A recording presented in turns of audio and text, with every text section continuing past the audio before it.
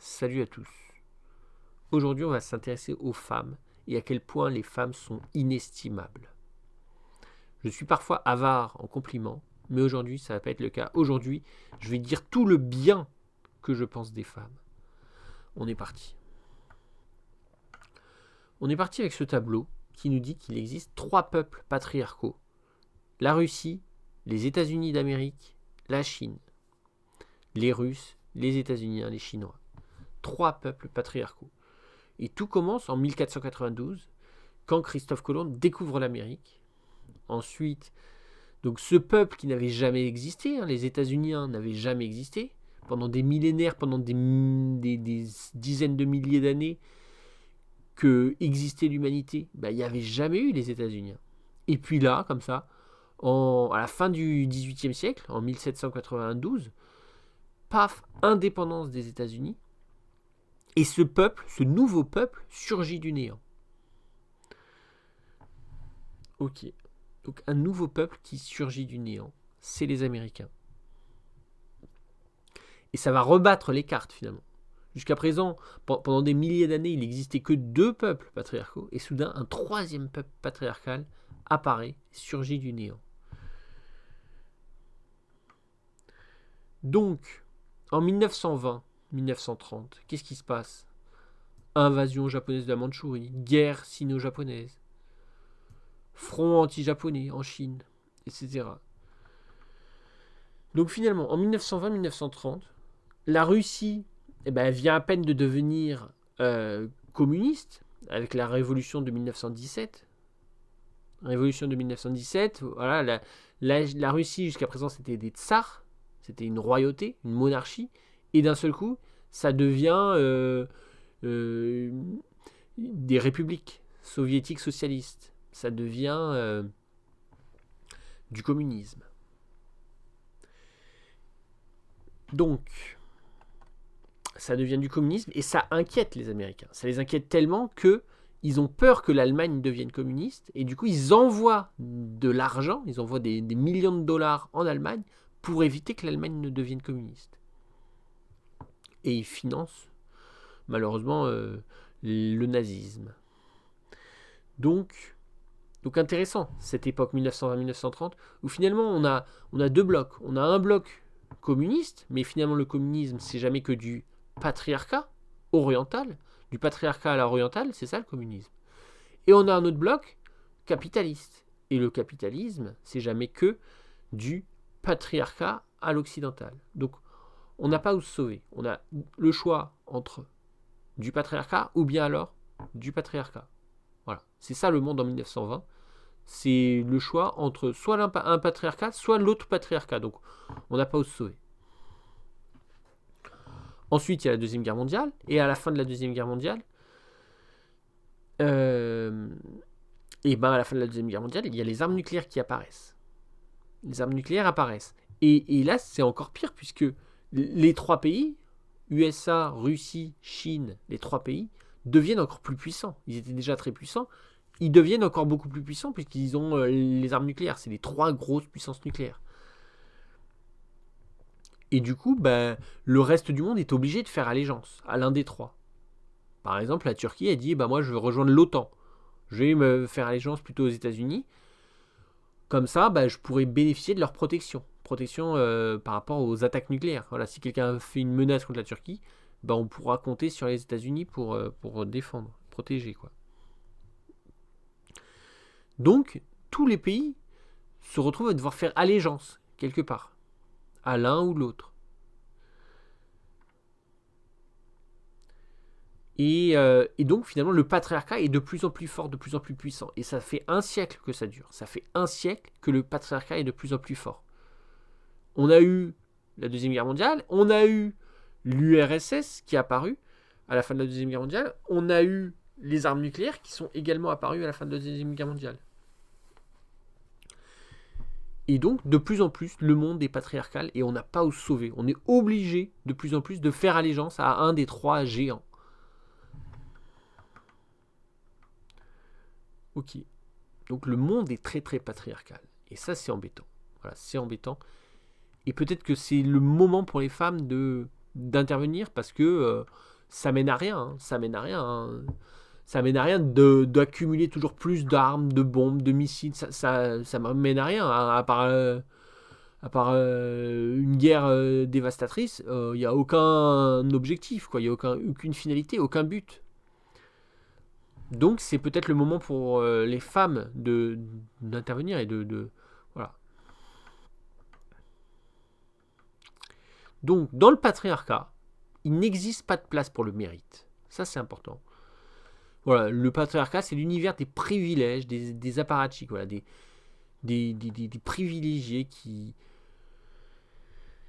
règnent, qui profitent de leur statut pour se maintenir en place au pouvoir. Les riches restent riches, les puissants restent puissants, les classes sociales deviennent immuables, l'intelligence et le pacifisme s'écroulent, perdant toute valeur. Voilà. Si vous êtes intelligent, ça sert à rien. Ça n'a aucune valeur d'être intelligent. Dans ce monde ultra-patriarcal, ça ne sert à rien d'être intelligent. Dans ce monde ultra-patriarcal, qui est le nôtre depuis 1920, hein, dans ce monde ultra-patriarcal, ça ne sert à rien d'être pacifiste. Albert Einstein était pacifiste, personne ne l'a jamais écouté. Ça ne sert à rien d'être intelligent, ça ne sert à rien d'être pacifiste, il n'y a aucune place pour le mérite. Voilà, la seule situation où on aura de la force, c'est en étant privilégié, en étant très riche, alors là oui. Voilà, il faut de la richesse, sinon on n'est rien du tout. Donc il n'y a aucune place pour le mérite. Et donc les femmes, qu'est-ce qu'elles peuvent faire face à cette situation terrible, hein, cette situation, c'est une impasse. On se retrouve dans une impasse où les gens fabriquent toujours plus d'armes, toujours plus de bombes, toujours plus de missiles. C'est une impasse, quoi. Politiquement, c'est totalement une impasse. On vit dans un monde de plus en plus ingrat. On vit dans un monde totalement ingrat. Et que peuvent faire les femmes? Non, c'est ça la question. Le but ultime du patriarcat, c'est faire s'écrouler la valeur du mérite, faire s'écrouler la valeur du pacifisme, la valeur de l'intelligence. Voilà, c'est ça finalement le patriarcat. Ça fait un siècle qu'il fait toujours plus s'écrouler le mérite, le pacifisme, l'intelligence. Et le rôle des femmes, alors qu'est-ce que c'est? C'est peut-être de faire en sorte que, puisque ces gens-là, ils veulent se battre, les laisser se battre. S'ils veulent se battre entre eux, les laisser se battre. Ils vont en Antarctique et ils se battent. Voilà, on envoie des Russes, des Chinois, des Américains, et puis ils se débrouillent. Voilà, et entre eux, là, c'est l'impasse mexicaine, finalement. Une impasse mexicaine. Avec d'un côté des Américains, de l'autre côté des Russes, de l'autre côté des Chinois, et puis on les envoie tous en Antarctique, là, et ils se débrouillent entre eux. On n'a pas besoin qu'ils soient là, on n'a pas besoin, on n'a pas envie. Est-ce qu'ils méritent notre argent? Est-ce qu'ils méritent qu'on donne 1 milliard pour acheter un avion de chasse, un avion de combat? Ou 30 millions de dollars? Est-ce que c'est mérité cet argent? Parce que c'est des citoyens qui payent. Alors c'est vrai pour les États-Unis, c'est vrai pour la Russie, c'est vrai pour la Chine. Est-ce que les hommes russes, américains et chinois méritent l'argent du pays, l'argent des civils? Non. Alors pourquoi on leur donne? Peut-être à un moment dire stop, vous n'avez plus le droit de l'argent.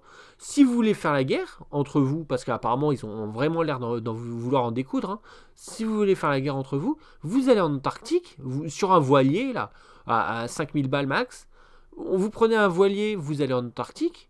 Voilà, les Américains, les Russes, les Chinois qui veulent en découdre, ils vont en Antarctique et puis ils se font la guerre comme ça, mais sans siphonner tout l'argent de la société. Okay, on en a marre de payer 30 millions pour des avions qui se feront détruire 3 ans après. C'est pas la peine, on n'a pas besoin.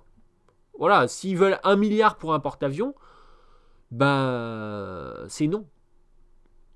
Non, on n'a pas besoin de dépenser 1 milliard pour acheter un porte-avions. Et donc c'est peut-être ça la solution.